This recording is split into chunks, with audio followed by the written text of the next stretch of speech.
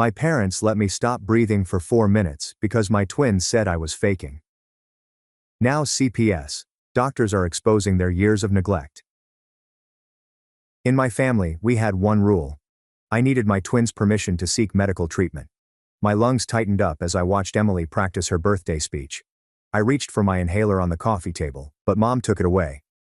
"Emily, does Marin need this?" my twin asked, not looking up from her phone. "She used it at lunch." "She's fine. You heard your sister."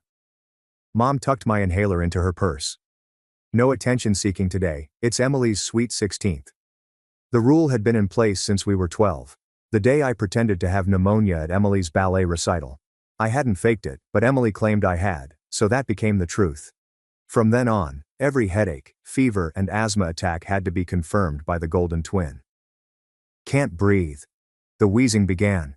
My doctor described the whistling sound as your body's alarm. "Marin." Dad's voice echoed through the doorway. "What do we do if you say you're sick?" I understood the script.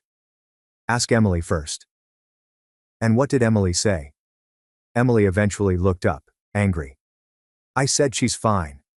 "Gosh, Marin, do you have to make my day about you?" My chest tightened, like if someone was sitting on it. Every breath was like inhaling air through a coffee stirrer. "Please," I gasped. "Need hospital." "Mom." "Emily," Mom whimpered. Mom ran to soothe Emily, saying, "She's doing it again. Make her stop." "Don't worry, sweetie. Marin, go to your room if you're going to act like this. The modeling scout will be here soon." I attempted to stand but had to grab the couch. My fingernails were beginning to turn blue. "Look." I raised my hands. Emily laughed. "She probably painted them blue. Remember when she faked passing out at my recital?" "It wasn't a prank. I suffered an asthma attack, but Emily told everyone that I was envious, so my parents refused to leave her performance." The doorbell rang. Party people began to arrive. "Marin, disappear," Dad told her. "Emily's modeling scout is coming. We don't need you wheezing in the background." I had trouble breathing. My lungs were working overtime, and it was obvious through my shirt. Every breath was a war I was losing. "Mom, please. I need hospital." "Emily," Mom said lovingly. "Your sister has asked for the hospital. What do you think, Emily?" She stood immediately in front of me, obstructing my parents' view. For a split second, I seen something spark in her eyes. "She's faking," Emily said loudly. "She's just mad Rowan's coming." "Rowan is my childhood pal, whom Emily snatched simply because she could." "I knew it," Mom exclaimed. "Marin, stop this immediately." That's when I started coughing up blood. Emily's best friend Veronica stepped in and froze. "Oh my gosh, what's wrong with Marin?" Emily swiftly said. "She's being dramatic." "Emily, she's coughing blood."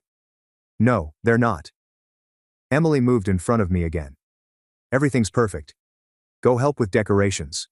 However, Veronica was pre-med. She surged past Emily, grabbing my wrist. "Her pulse is racing. This is a medical emergency." "We don't do medical emergencies without Emily's permission," Dad stated, as if it were perfectly usual. "House rules." "What?" Veronica was horrified. "Emily knows Marin best," Mom explained. "She can tell when Marin's really sick versus when she's performing." "Performing?" Veronica was already dialing 911. "She's in respiratory failure." "Give me that phone," Dad demanded. "Mr. Lit. With all due respect, your daughter is dying." "Emily," Mom said anxiously to my twin. "Is Marin dying?" Emily said hesitantly. On her birthday the spotlight shifted away from her. "Once again, it is due to me." "No," Emily replied firmly. "She's not dying. She does this every time something important happens to me." That was when I stopped breathing completely. The stillness was immediate. "Marin." Emily's voice trailed off somewhat. "Stop it. People are on their way." "Emily, she isn't breathing," Veronica exclaimed. "She's holding her breath," Emily said, but her voice cracked. "She's really committed to ruining my party." I fell forward from the couch. The impact with the floor should have hurt, but I couldn't feel anything anymore. "Call 911. Veronica was now performing chest compressions. "But Emily said," Mom began. "I don't care what Emily said." More people arrived. I could hear screaming and chaos. Someone was ranting about locating my inhaler. "This is Marin's fault," Emily sobbed. "She always does this, always." "Your sister is dying," Veronica said. "Help me," Dad pleaded, attempting to draw Veronica away. Emily said she's fine.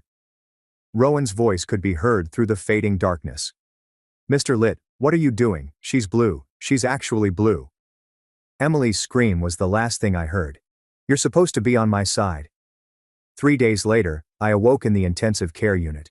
The doctor stated that I had been clinically dead for 4 minutes. My parents spent 4 minutes waiting for Emily's approval to save me. My parents could not look at me. They kept repeating, Emily said you were fine, over and again. But Veronica knew the truth. Rowan knew. Everyone at the gathering knew, and we were about to destroy them. When I opened my eyes again, the equipment around my bed continued to beep in a constant pattern. The doctor stood there with his clipboard and a serious expression on his face. He brought up a chair next to my bed and began telling how my respiratory failure was so severe that my heart stopped for 4 full minutes. And those 4 minutes without oxygen meant they had to keep a close eye on me to ensure there was no long-term harm to my brain or other organs. His pen glided across the pages as he recorded my answers to his inquiries about whether I could feel my fingers and toes, remember my birthday, and count backwards from 10. The doctor then revealed something that made my chest clench in a different way. The hospital had previously referred my case to Child Protective Services since many witnesses at the party reported my parents refusing to allow anyone to call for medical help, even when I was dying. He stated that someone from CPS would come talk to me after I was more stable, but that the hospital was legally compelled to report what happened because it appeared to be medical negligence. My parents arrived about an hour later, and Mom immediately began crying huge dramatic tears about how scared she had been, while Dad continued insisting over and over that they believed I was just being dramatic, as I often did during Emily's major events. They wanted to take me home right after, but the doctor intervened and advised them that I needed at least another week of observation due to the severity of my cardiac arrest and the possibility of sequelae. After the doctor had left to check on other patients, I pressed the call button. And when the nurse walked in, I told her about the regulation that had been in place since I was 12, which required Emily's approval for any medical care, including using my inhaler or going to the doctor. Her eyes widened, and she grabbed her notepad and began writing down everything I said, asking me to repeat specific portions, all the while shaking her head and muttering that she needed to put everything to my official medical file right away. The next day, Veronica and Rowan arrived together, sat on either side of my bed, and promised to make official statements regarding what they witnessed at the party. Veronica took out a notepad in which she had recorded all of my vital signs prior to the ambulance's arrival, utilizing her pre-medical knowledge. And Rowan gave me his phone, where he'd videotaped some of what transpired, including my father forcibly preventing Veronica from calling 911. 2 days later, a woman named Camila Duarte from CPS came to interview me, and she was very gentle but comprehensive in her inquiries concerning the medical permission regulation and how long it had been in place. She photographed all of the old scars on my arms from untreated allergic responses that had become infected, and she documented every single instance in which Emily denied me medical care for strep throat, a broken finger, and severe food poisoning. The next morning, Dr. Elias Mercer, a lung expert, arrived to evaluate my asthma, and spent over an hour teaching me how to build a thorough action plan that didn't require anybody else's permission but mine to implement. He showed me how to use my inhaler with a spacer correctly, and gave me a device called a peak flow meter, which would allow me to track my breathing every day, and spot problems before they were problematic. My parents returned to visit 2 days later, and this time they put a lot of pressure on me to tell everyone that I had exaggerated what happened, and that our family did not deserve this type of scrutiny from CPS or the police. I had my phone hidden under my blanket, recording everything as my father moved in close, and threatened to make my life terrible if I didn't cease assisting with the investigation and return home as if nothing had occurred. While I was stuck in the hospital bed, I looked through social media and noticed Emily had uploaded dozens of images from her beautiful 16th celebration, as if nothing had occurred, with captions about the nicest night ever, and her amazing modeling scout meeting. The responses were divided between individuals inquiring if I was okay, after hearing I'd been rushed away in an ambulance, and those who bought her tale that I was just faking it to attract attention on her special day. And viewing those perfectly edited photographs while wearing IV lines in my arms and oxygen monitors on my fingertips made me physically ill. Veronica spent hours at the hospital writing out this extremely thorough statement about everything she had seen, including all of the medical remarks about my blue lips and fingernails, how my breathing had completely stopped, and how long it took my parents to eventually allow someone to call 911. She made copies of everything and gave one to CPS, and the other to the police investigator assigned to investigate what happened. And she said she would testify in court if necessary, because she observed criminal neglect that almost killed me.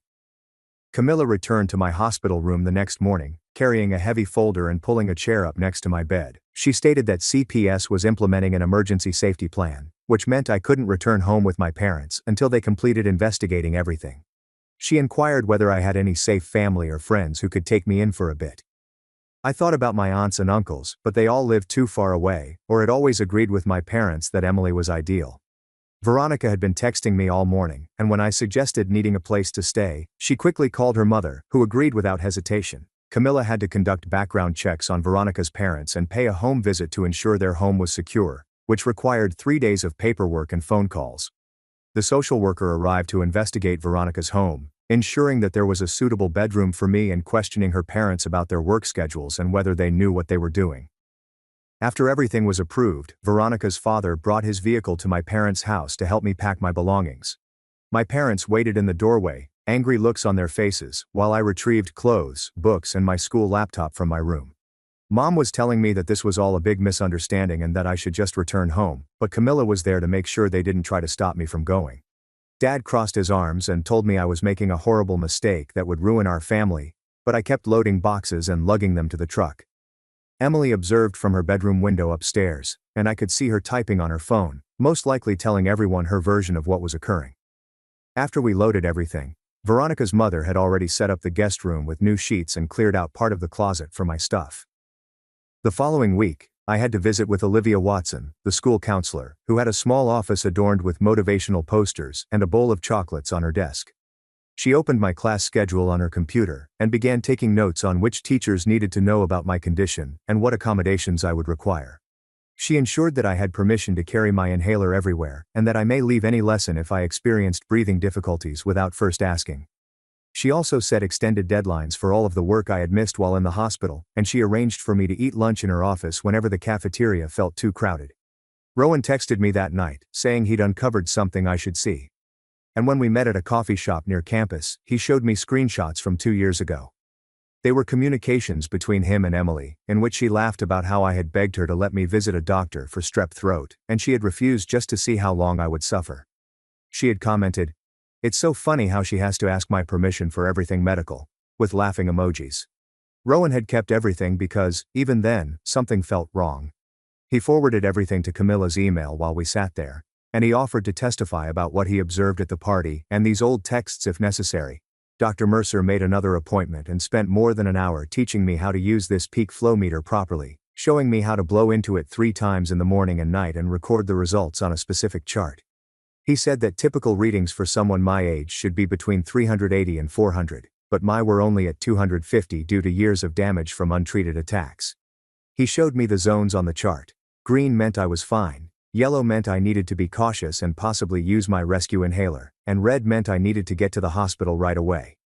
For the first time in 4 years, I could actually monitor what was going on in my lungs, rather than waiting for Emily to judge whether I was sick enough. That same day, someone shared me a screenshot from our school group chat, in which people inquired about my well-being after hearing that an ambulance had arrived at Emily's party.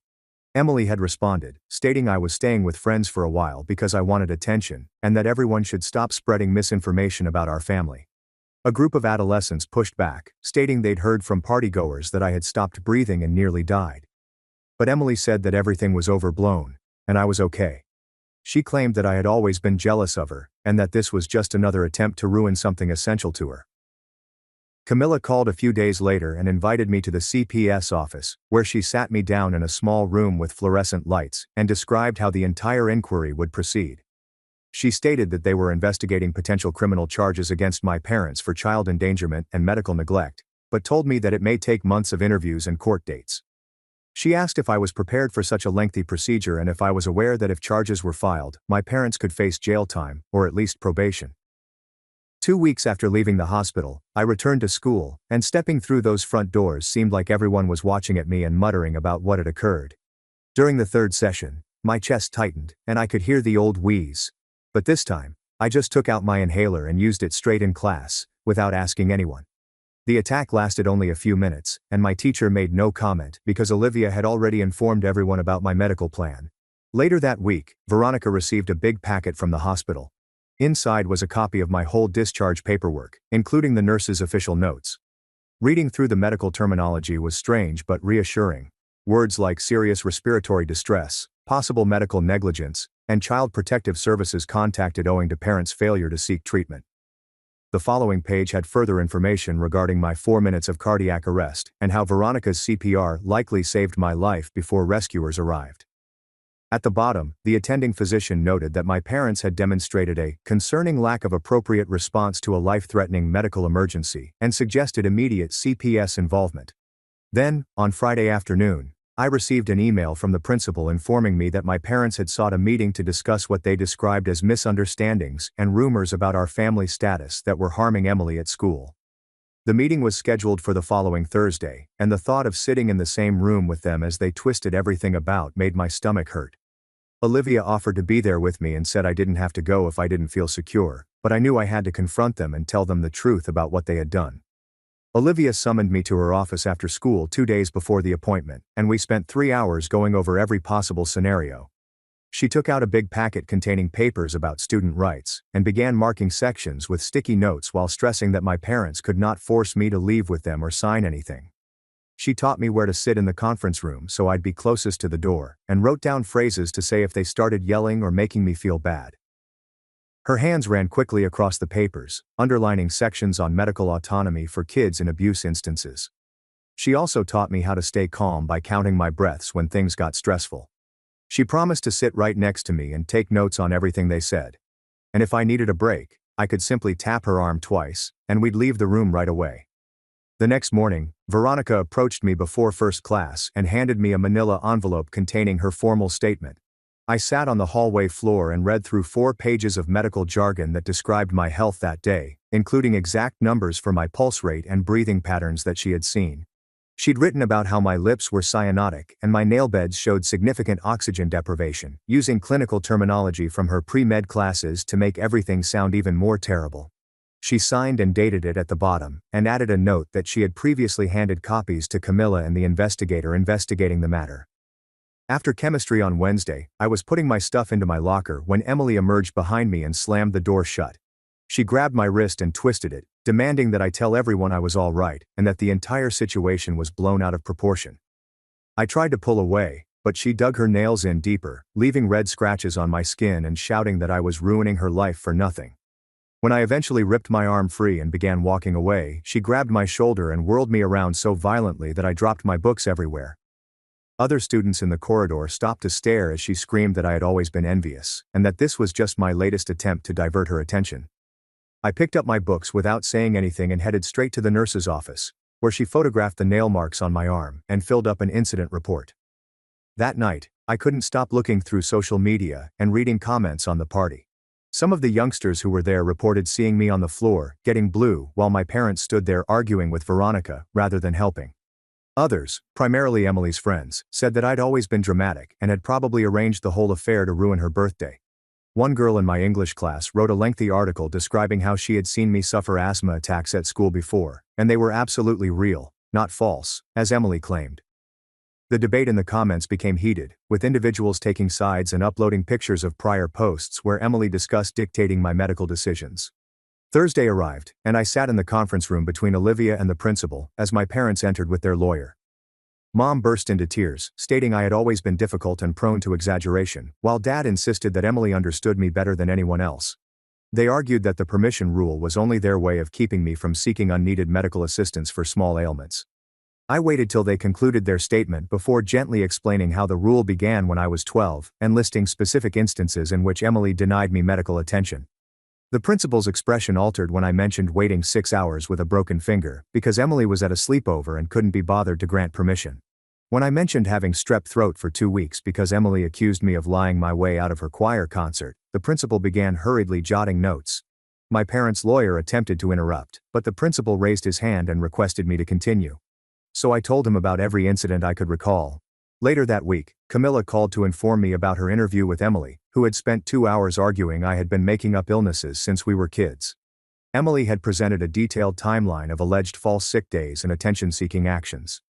When Camilla asked for specifics, the majority of the dates did not coincide with any school absences. Camilla then pulled out my medical papers from when I was 12, revealing that I had been hospitalized with severe pneumonia that had gone untreated for so long that it had resulted in irreparable lung damage. Emily supposedly fell silent when she saw the chest X-rays that revealed the scars, then attempted to claim she didn't recall the incident. The next Monday, the pediatric clinic faxed over 15 years of medical files to Dr.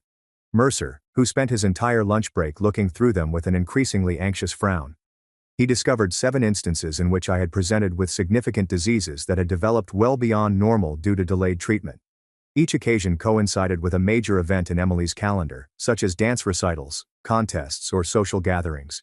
He showed me the pattern laid out on his desk, with sticky notes indicating each incidence and the accompanying delay in treatment. By Wednesday, Dr. Mercer had drafted a 5-page medical opinion outlining how a pattern of denied care may have killed me several times over the years. He sent copies of lung scans revealing scarring from untreated respiratory infections, as well as blood tests indicating how many times I had fought off significant infections without the right antibiotics.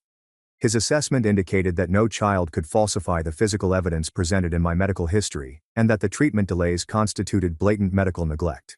That night my phone was inundated with texts from both of my parents, telling me that if I didn't tell CPS I was exaggerating, they'd cut off my college fund and make sure I had nowhere to live when I turned 18.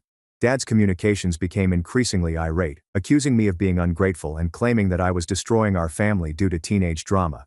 I took screenshots of everything and quickly gave them to Camilla and Sarah Alcott, the civil attorney Olivia had connected me with earlier that week. Sarah went to the courtroom the next morning and submitted paperwork for an immediate protective order, claiming that it would be more effective than waiting for criminal charges. She stated that the order would legally restrict my parents from interfering with my medical care or contacting me over the ongoing investigation, and, since we had their threatening texts as evidence, the judge was likely to approve it promptly.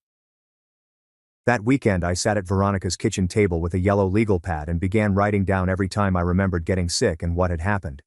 If I recall well, the date appeared in the first column. The second person knew what was wrong with me. The third section described Emily's activities that day. The fourth question was whether I received assistance or not. After 3 hours, I had 4 pages packed with tiny writing, and the pattern was so evident that I felt sick to my stomach. Every school play, dance competition, and key social event for Emily coincided with a period when I couldn't seek medical attention. I remembered having strep throat for her 8th grade graduation and having to sit through the entire ceremony with a fever of 103 degrees because she felt I was faking. I once broke my wrist while falling off my bike but couldn't go to the ER until the next day since Emily was having a sleepover and didn't want all of the attention on me. Each incident received its own line in my chronology, and at the end, I had documented 27 instances over 4 years in which Emily denied me medical care for legitimate injuries or illnesses. My phone rang with a voicemail from Rowan, and when I played it, his voice was unsteady but clear as he explained what he observed at the party. He described my blue lips, my fingernails going purple, how I gasped like a fish out of water, and, most critically, how my father physically grabbed Veronica's arm to prevent her from dialing 911. Rowan claimed he had been filming footage for Emily's birthday montage and had captured some of it on his phone, including my father indicating they needed Emily's approval first. 3 days later, I was sitting in a courtroom with Sarah for the protective order hearing when my parents entered with an expensive-looking lawyer in a gray suit. He immediately began arguing that this was a private family affair that had no place in court and that parents have the right to make medical decisions for their minor children. The judge, an elderly woman wearing reading glasses on a chain, looked at him and asked whether he was genuinely proposing that one child should have medical authority over another. The lawyer attempted to justify it as a parenting decision, but the court interrupted him off and asked my parents directly whether they actually forced one daughter to seek the other for permission to use an inhaler during an asthma attack. My mother began to explain how Emily knew me best, but the judge's expression hardened with each word. After 40 minutes of debate, the judge approved the protective order, but it was not as comprehensive as Sarah had requested. I gained complete responsibility over my own medical decisions, no longer requiring anyone's consent, and my parents could only see me with the supervision of CPS or another approved adult. The judge stated that she had never heard of parents delegating medical choices to a sibling, and found it very disturbing, but she could not impose the complete no-contact order without additional evidence of direct injury. That afternoon I checked my phone and discovered Emily's Instagram diatribe about how I had ruined her entire future. The modeling scout had officially withdrew their interest after learning about what transpired at her party, and she blamed me for sabotaging her ambitions with my attention-seeking antics. However, the remarks were harsh, with students criticizing her for allowing me to almost die. And I noted that several of her pals, including 2 girls from her dancing team, had stopped following her. Later that week, Camilla stopped by Veronica's house with a large folder containing CPS's preliminary report. I sat on the couch and read 15 pages of interviews with party witnesses, hospital medical specialists, and school staff who had detected troubling patterns over time. The report used terms like extreme medical negligence and failure to protect, and stated that neither of my parents understood how harmful their acts were. The investigator advised that CPS maintain its participation with required parenting seminars and monitored visits. 2 days later, I visited with the Assistant District Attorney, Nolan Graves, in his downtown office. He was younger than I imagined, with thick black hair, and appeared fatigued as he explained that, while my parents' actions were clearly criminal, proving they intended to kill me would be nearly difficult. He claimed child endangerment charges were much more likely to be upheld because there was overwhelming evidence they put me in danger by denying medical care. He requested me to write a victim impact statement and indicated the case would most likely take months to go through the system. That weekend, I discovered that my parents had filed a complaint with CPS, saying that Veronica's family was isolating me from them and poisoning me against my own family. The charge made my hands shake with rage, because Veronica's family practically saved my life, while my own parents stood by and watched me perish. When I started crying, Veronica's mother held me and assured me that they had all of the proof on their side. Sarah called me 5 days later to say the complaint had already been dropped. The court who evaluated it stated that CPS put me with Veronica's family for safety reasons based on medical facts, not for manipulation or alienation. The judge further stated that filing false complaints may result in criminal prosecution for harassment. The following week I stepped into Dr. Mercer's office, bringing my peak flow meter and the log I'd been maintaining for the previous month. I'd been recording my numbers 3 times a day, just as he'd taught me. And the improvement was evident in black and white. My baseline had increased from 250 to 380, and I hadn't had a single major attack since I began taking my maintenance inhaler every day, without anyone's permission. Dr. Mercer smiled as he examined the charts, saying it was exactly what he expected to see when asthma was effectively managed rather than ignored until an emergency occurred. 3 days following that appointment, the school summoned me to the main office for Emily's Code of Conduct hearing. When I entered into the conference room, I noticed the principal sitting with 2 other administrators behind a big table. They had a large folder open with typed reports and witness statements from students who witnessed Emily grab me in the hallway last week. The principal asked me to detail what happened, and I explained how she cornered me after chemistry and grabbed my arm hard enough to leave marks. I showed them Veronica's images of the bruises on my forearm, which were still yellow and green. They took notes and inquired if it was the first time she had done something like this. I told her about the numerous times she had followed me between courses or blocked my route to yell at me when I was staying with Veronica's family. The assistant principal took out further papers and stated that 3 instructors had reported seeing Emily approach me despite being warned to stay away. They stated that they were taking this seriously due to the ongoing legal situation with my parents and will make a decision within 2 days. That night, around 11, my phone rang with a voice message from Emily's number. I almost erased it without listening, but something compelled me to push play. Her voice was unsteady, and she was crying as she explained that she knew I was unwell at the party, but she couldn't let it ruin her big moment with the modeling scout. She kept talking about how she worried when she saw me turn blue and needed it to be a ruse so she wouldn't feel bad about wanting her party to be flawless. She said she never meant for me to die, but she couldn't accept her mistake in front of everyone. My hands shook as she admitted she knew I was dying but chose to lie about it. I instantly saved the message to 3 separate locations on my phone and laptop. I sent copies to Sarah, Camilla and Nolan in minutes since this changed everything. Emily had just admitted to willfully denying me medical assistance during an emergency that nearly killed me. The following morning, Dr. Mercer called to say he had finished writing his formal letter for the criminal case.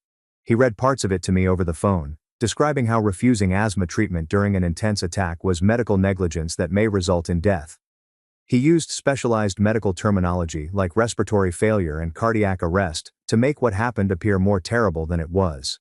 He stated that he had previously submitted copies to Nolan and would testify as an expert witness if necessary. 2 days later, Nolan called as I was doing my schoolwork at Veronica's kitchen table.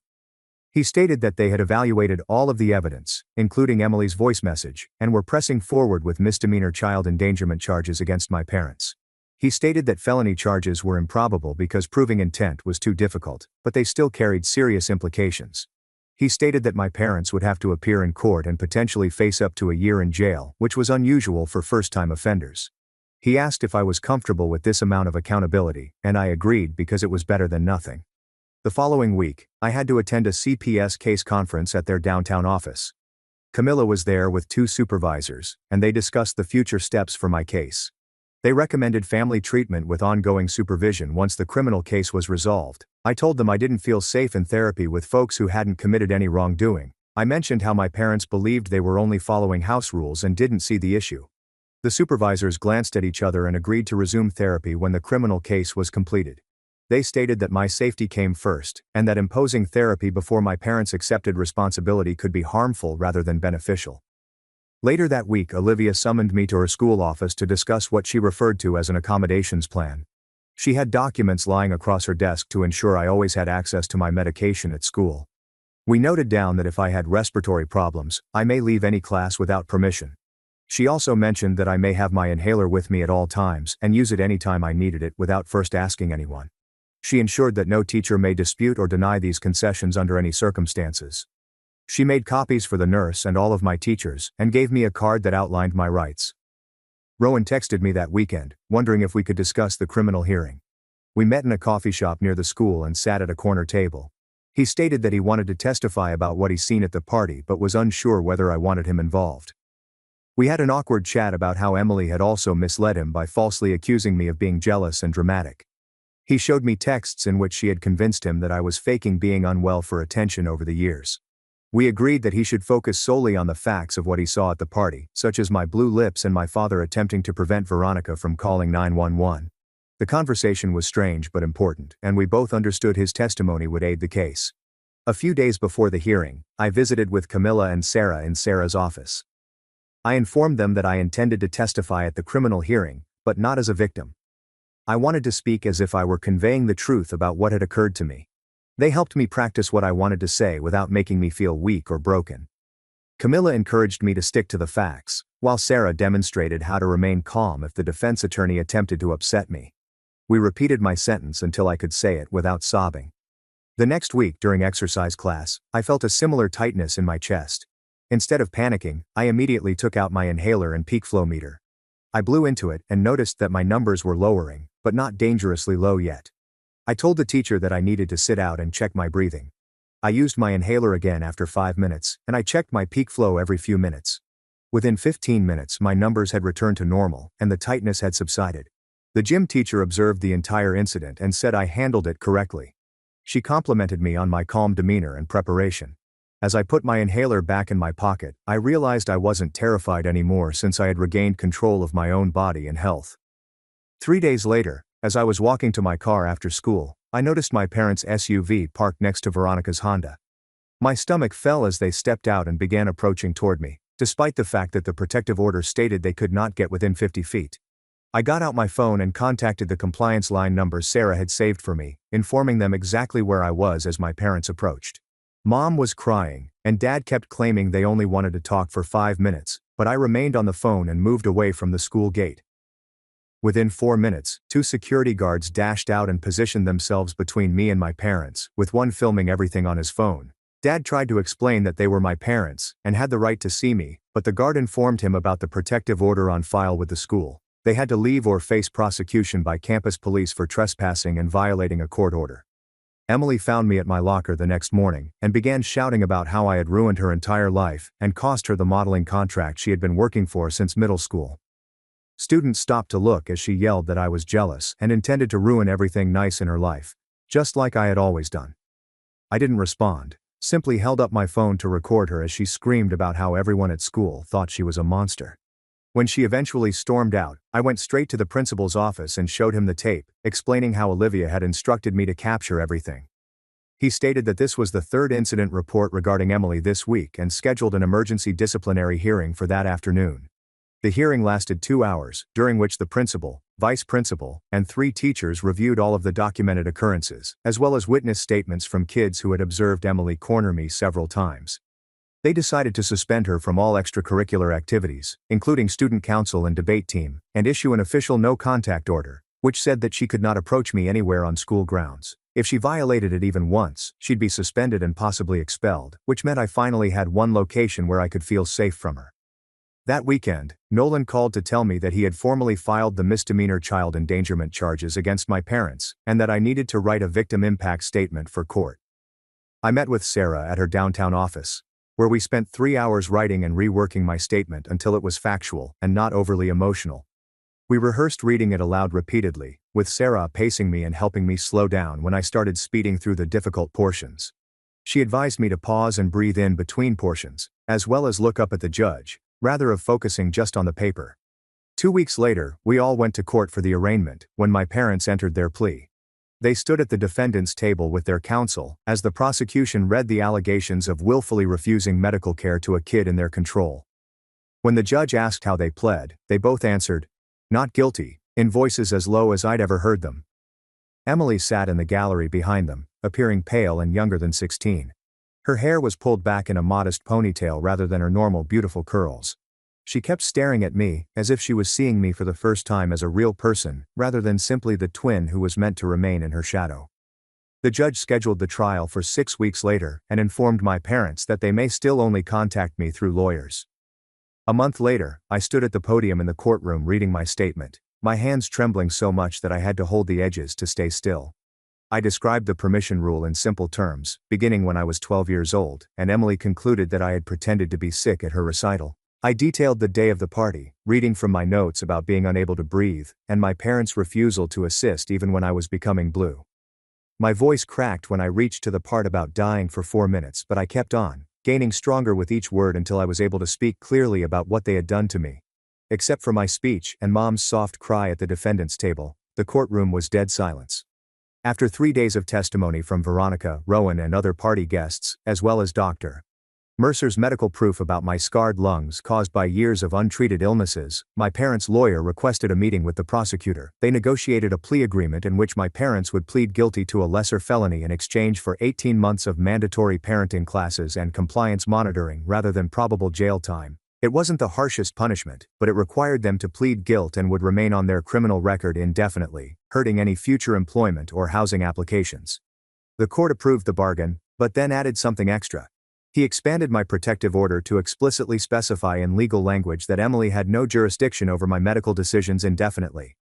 The injunction said that my health and medical care were my only responsibility and right, and any attempt by family members to interfere would be considered a violation.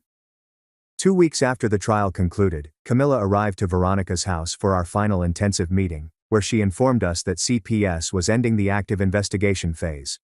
They were pleased that I was secure and thriving with Veronica's family, but they would do periodic check-ins for the following year and had arranged for treatment referrals if I requested them. She handed me a folder containing all of the case material as well as her direct phone number in case I ever needed help again. That night at supper, Veronica's parents informed me that the emergency placement period had ended, but they wanted me to know that I could stay for the rest of the school year, and even until graduation if I chose. Veronica's mother grabbed my hand and told me I'd become like a second daughter to them, and they couldn't picture me leaving now. I answered yes right away because, even though we weren't related by blood, they'd showed me more genuine family love in 3 months than my own family had in 16 years. 3 months slipped by faster than I thought, and I found myself sitting in Dr. Mercer's office for a follow-up session, watching him pull up my test results from his computer screen. He pointed to the figures that showed my lung function had increased from 60% to nearly 90% simply by taking my medications as prescribed.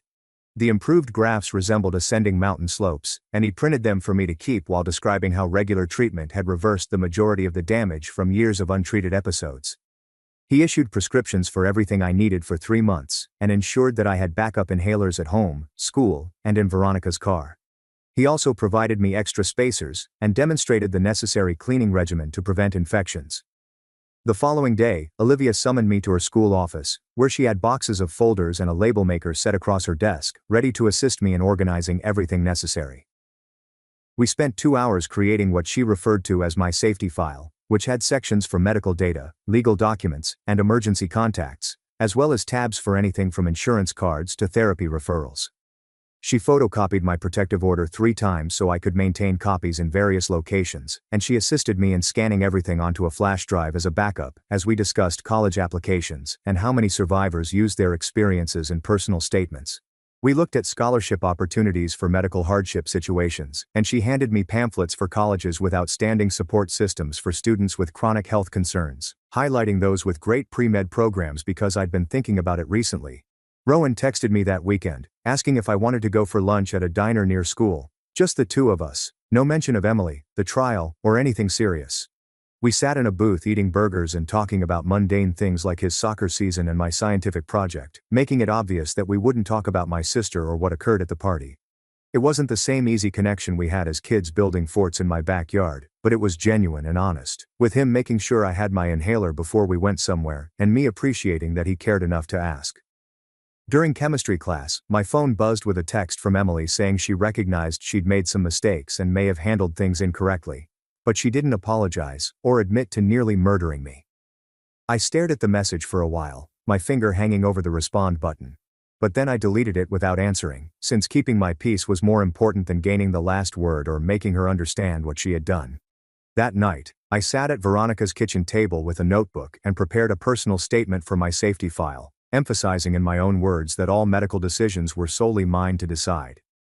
I detailed every legal document that backed this, from the protection order, to the CPS findings to the criminal case outcome, and felt empowered by placing my medical autonomy in writing so that no one could ever question it again.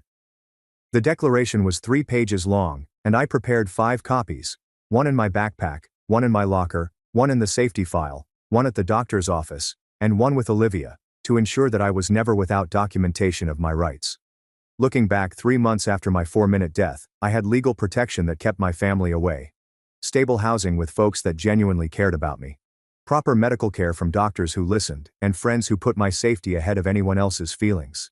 The trauma was not totally erased, and it seemed unlikely that it would ever be, but I was no longer stuck in a house where her twin decided whether I lived or died, dependent on her mood. Veronica's mother knocked on my home Saturday morning, stating we were going shopping for medical supplies that were exclusively mine, not shared, borrowed, or put away where I couldn't find them.